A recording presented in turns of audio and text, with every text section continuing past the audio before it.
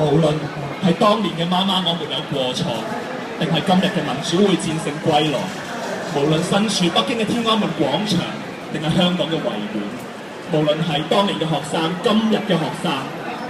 大家所追求嘅信念，24年來始終如一，自由、民主、法治、人權、公義。有人問到今年仲應唔應該嚟個維園嘅燭光晚會？我哋只係想問一樣嘢，大家係咪仲仍然願意堅持落去？各位朋友，我哋沒有製作今年除咗繼續有我哋報哀音活動，我哋都會發起一個一人一信嘅行動。